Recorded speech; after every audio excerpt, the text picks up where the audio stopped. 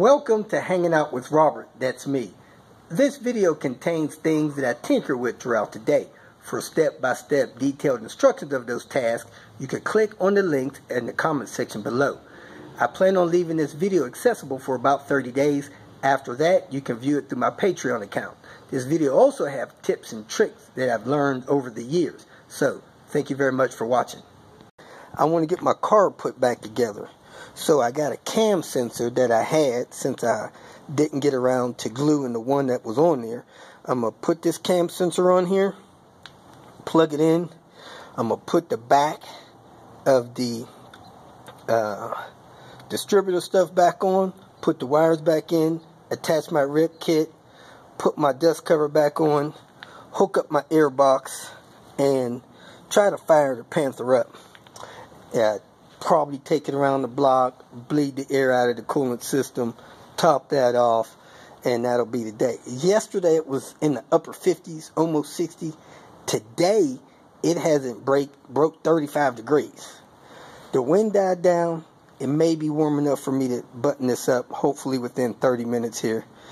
Let me try to get this going, starting off with this cam sensor. Kicking off the day in Panther, as you can see, 28 degrees. Panther's leaving the parking area, and we're going to see how long it takes for the Panther to get up to temp. The trip meter is 0.8. Tell you guys not to sit there and let your car idle up. Last night I got it all back together. After the timing was adjusted, changed the cam sensor because of the plug. I didn't fix the one I had. I put everything back together, spaced out, or what we call gap to spark plugs. I'm running NGK copper plugs for the tune. And today I'm planning on doing my first data log for the tune. My gas mileage dropped again. I was getting 22 miles to the gallon before I started all this. After I did some of the mods, I went over to 19 miles to the gallon. So I lost 15%.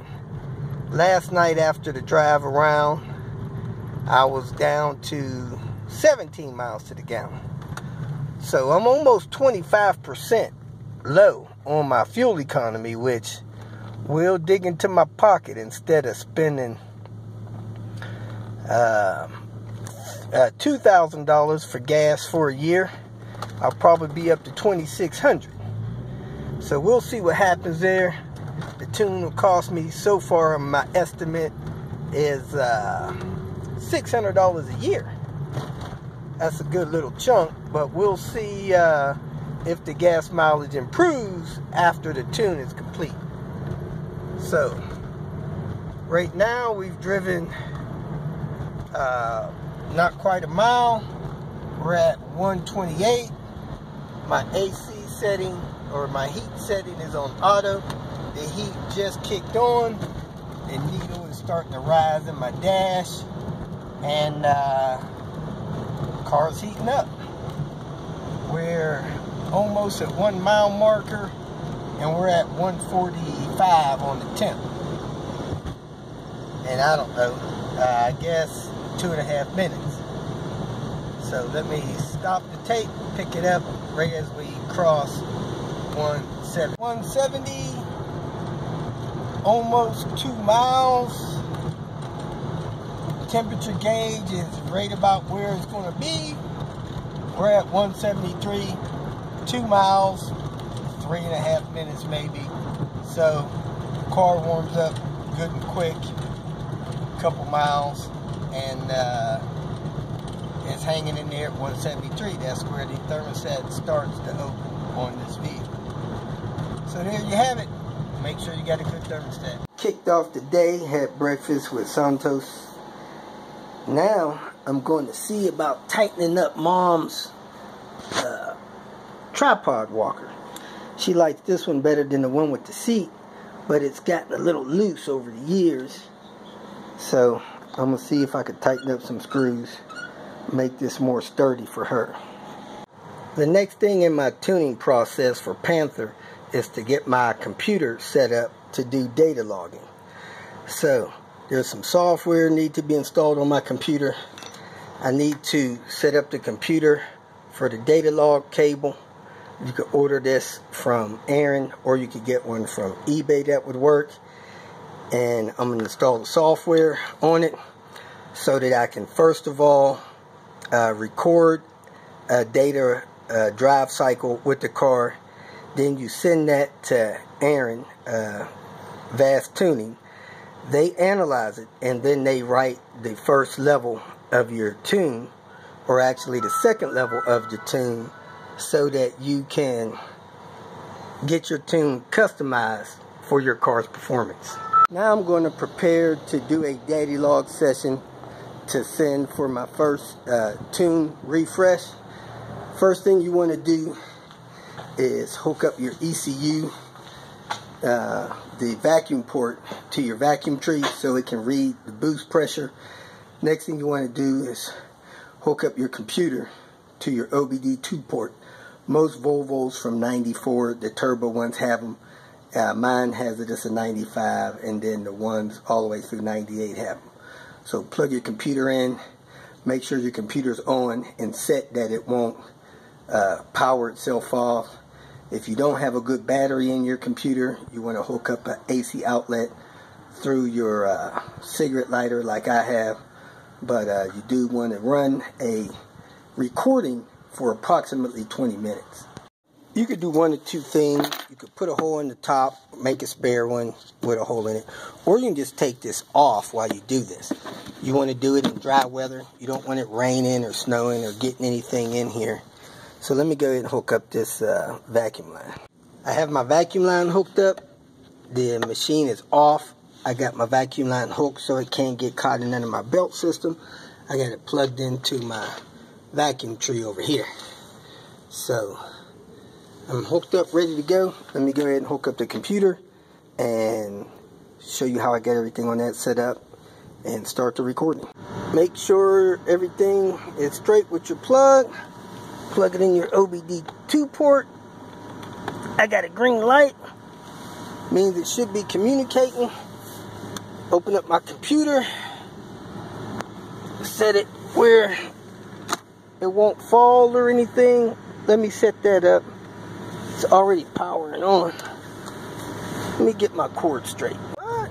Man, that thing got any wheels on, rubber on the wheels? And disconnect your vacuum line from here, put your cover back on, and plug your boost leak over there and wait for your tune file. Should be between 1 to 3 days.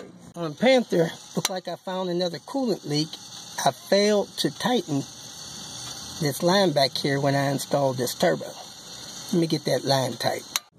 Back to the red car, which has no boost. So I disconnected the line from the BCS to open the wastegate. So the wastegate should stay closed. So I got to be extra careful that I don't overboost the car with the wastegate closed. So I'm going to drive it, see if I can get some boost to show up on the boost gauge. If boost shows up, we got a bad BCS probably. If boost doesn't show up, there's likely a problem with the turbo spooling up.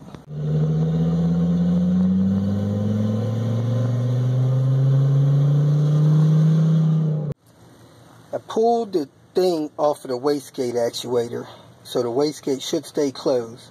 Still no boost.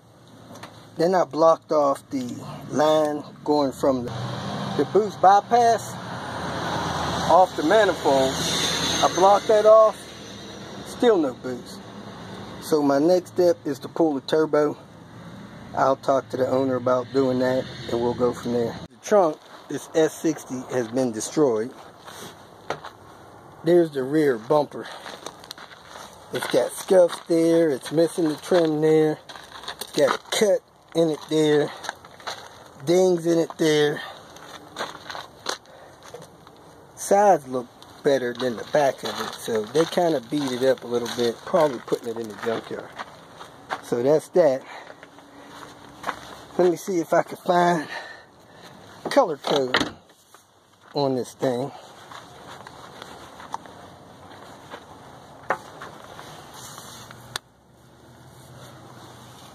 I don't see a vent plate under the hood like on some of those other ones where I can get the color code. I don't see it. Let me look here and see if there's a vent plate and the color code.